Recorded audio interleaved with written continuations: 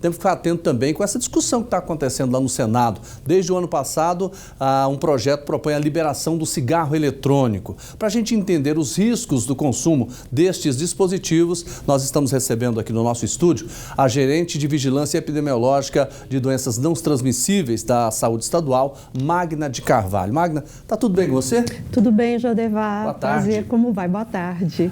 Agora, antes da gente entrar nos malefícios do cigarro eletrônico, ontem esse projeto foi colocado lá no Senado, mas não foi votado, né? Não, graças a Deus não, ainda não. Mas ele foi, acho que até pela própria pressão popular mesmo, ele foi adiado para o dia 3 de setembro. E a gente espera que realmente os senadores, né, ouçam de fato os especialistas, quem entende, né, quem sabe dos perigos e realmente votem contra. Porque o ano passado, acho que a população vai lembrar, a Anvisa, aliás, já há 5 anos, a Anvisa faz um estudo porque teve uma proposta de regulamentação do cigarro eletrônico ano passado.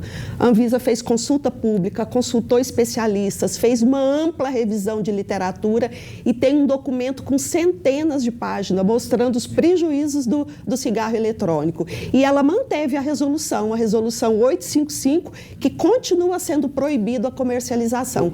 Ainda assim, esse projeto entrou para votação ontem. É aquela história, né? A pressão das indústrias, né, é muito grande, aí é o poder do dinheiro, mas aí a gente tem que falar do poder da saúde. Quais são os malefícios do cigarro eletrônico? São inúmeros, todos os malefícios do cigarro convencional e mais alguns. Então, está provado, porque até então o cigarro eletrônico ele entrou como se fosse a proposta da indústria, que ele poderia ajudar quem quisesse deixar o cigarro comum, né, porque você poderia ir diminuindo o nível de nicotina. Mas, na verdade, a pergunta é, alguém começa consumindo uma droga e depois vai diminuindo? Não, é o contrário que acontece. As pessoas começam a consumir uma pequena quantidade e vai aumentando. Então, o cigarro eletrônico, ele causa câncer, ele tem substâncias que causam câncer. A dependência, que é a nicotina que causa dependência, ela é equiparada à heroína e à cocaína, então elas têm o mesmo nível de dependência dessas substâncias. Então, não tem benefício algum, sem contar a impotência sexual, né, em pessoas cada vez mais jovens.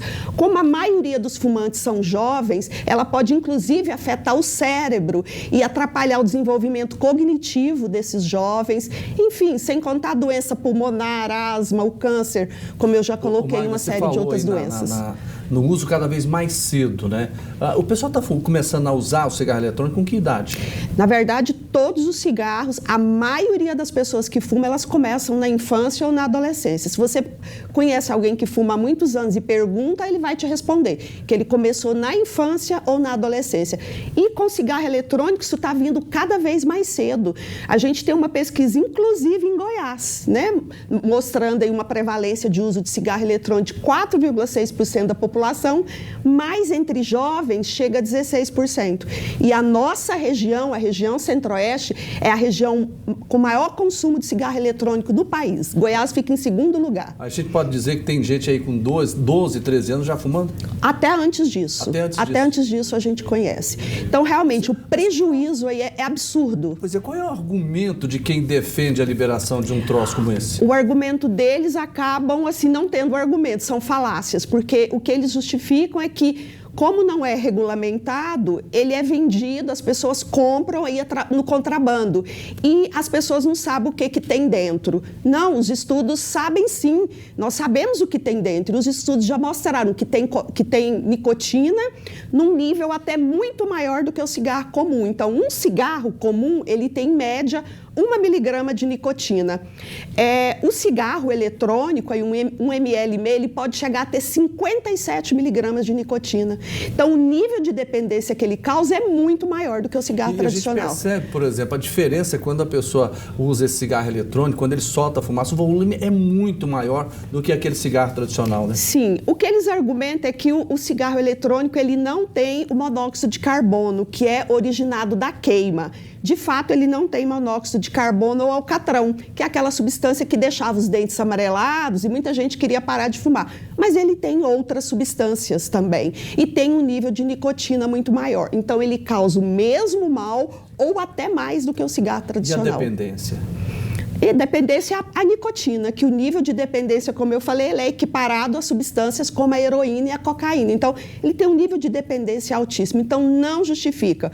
O outro argumento, que são os impostos, que o país estaria arrecadando mais impostos, não se justifica, porque o que eles dizem é que hoje, né, o governo arrecada com cigarro, né, com impostos de cigarro da ordem de 8 bilhões, e isso iria para 12 bilhões. Mas o custo com a saúde, com a perda da saúde, né, desses produtos, ele é da ordem de 125 bilhões. Então, a conta não fecha. Então, não é cigarro nenhum que vai trazer benefício. A Fundação Oswaldo Cruz, a Fiocruz, inclusive, enviou uma carta, né, ao Senado Federal, né, que relata a preocupação com esses dispositivos aí de cigarros eletrônicos, conhecidos como vapes, essas coisas todas aí, né? Então, ou seja, o que a gente poderia fazer no sentido de ajudar para que esse projeto não seja aprovado? Olha, na verdade, foram centenas de cartas. A Sociedade de Pneumologia, de Pediatria, de Cardiologia, a própria Organização Mundial de Saúde, inúmeras entidades enviaram, né, até conversaram com alguns senadores. Eu acredito que é a proposta,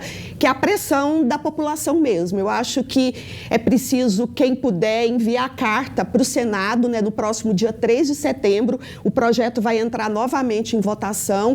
Então, é preciso que os nossos governantes, no caso agora no Senado, né, a gente espera que nenhum senador de Goiás vote a favor, e das outras unidades da federação, sim. Então, acho que a sociedade precisa pressionar e precisa cobrar isso dos nossos legisladores para que esse projeto não vá para frente. Tá certo. Magda de Carvalho, obrigado pela sua entrevista. Obrigada, Jodevar. Explicações muito importantes para a gente. Obrigada, é um prazer.